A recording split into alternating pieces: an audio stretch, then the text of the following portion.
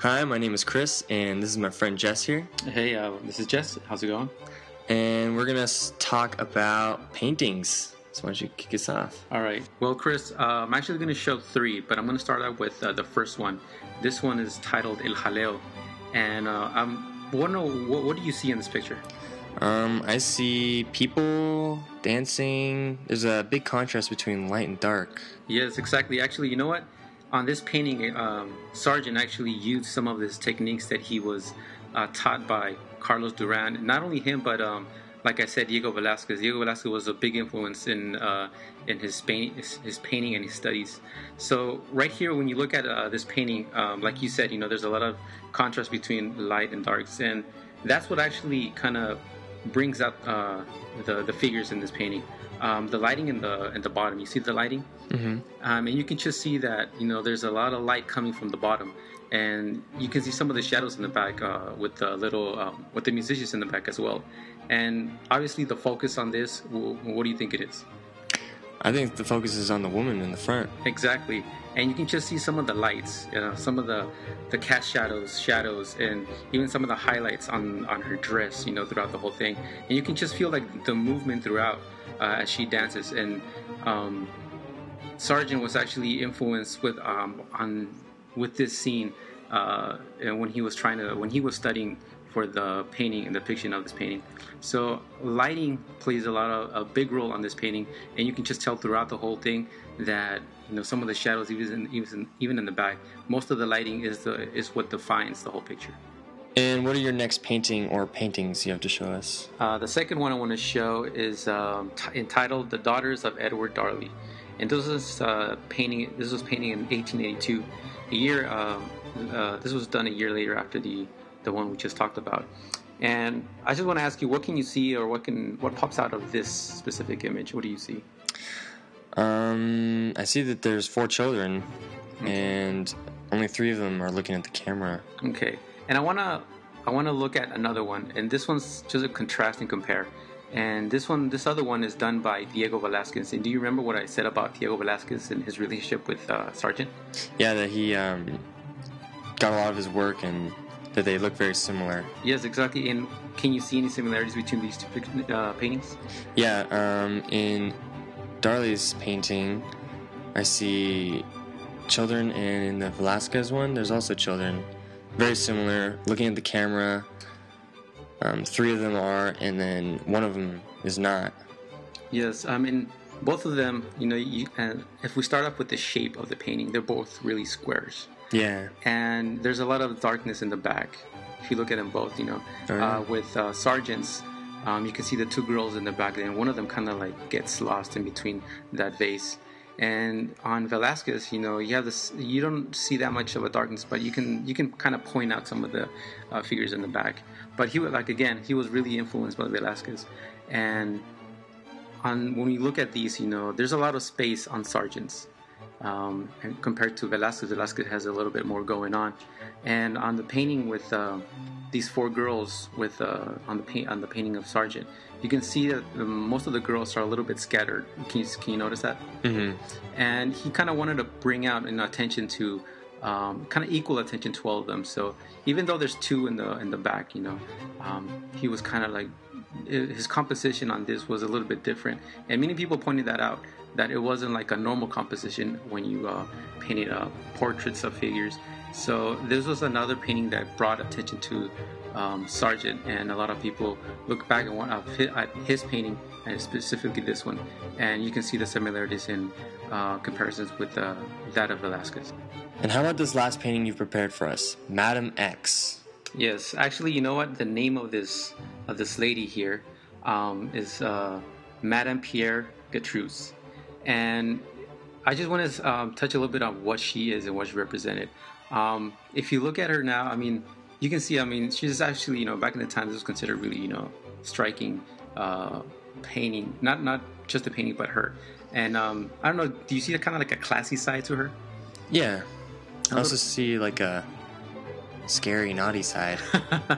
Exactly. And she was actually, someone whose beauty was really sought out to. A lot of people actually wanted to, paint her. And Sargent was one of those. and he actually was after her for a while. He just had to paint her. And after a few requests, and talking with some of his friends that actually knew Madame, he actually got, his wish, and he started to paint her. You see that strap, actually the left one? Mm-hmm. Well, that wasn't there at the beginning. That strap actually was a little bit, down on the shoulder. And when people saw this for the first time, it brought a lot of controversy. What do you think that was? Well, that would be something sexual for me.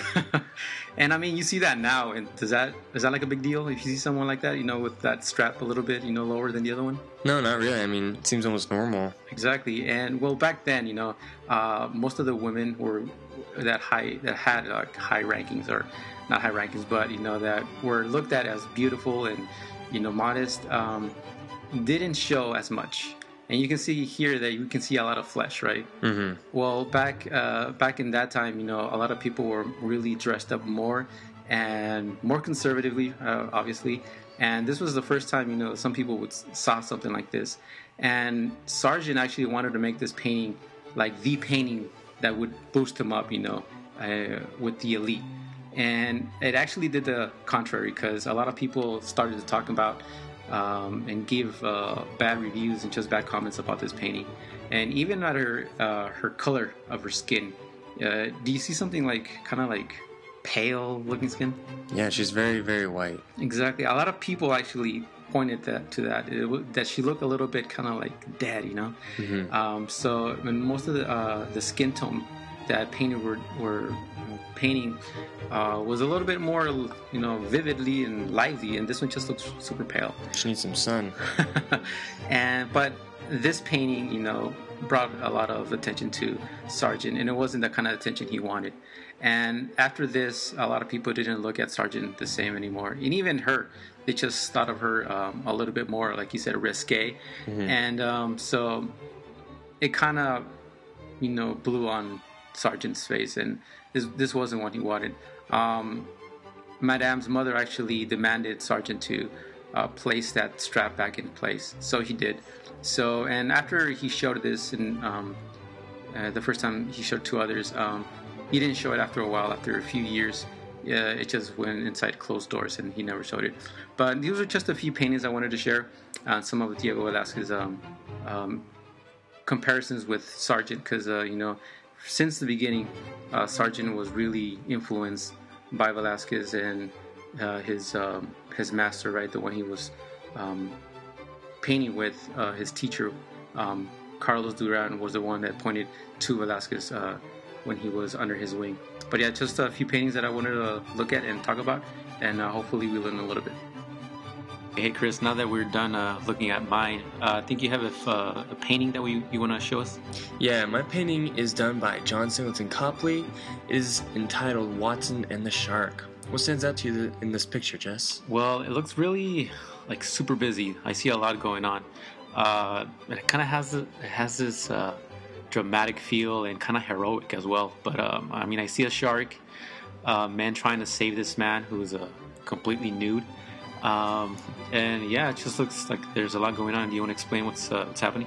Yeah, it's funny that you say heroic, because what Copley did was he changed this tragedy story, or how Watson lost his leg, as you can see at the bottom of this painting, into a heroic story of how Watson was saved from the shark, and how the sailors were brave and went out there to save him. And what you can notice is that Watson is painted very pale and long hair, almost woman-like, to suggest that he's helpless, or he's can't really do much to get away from the shark by himself.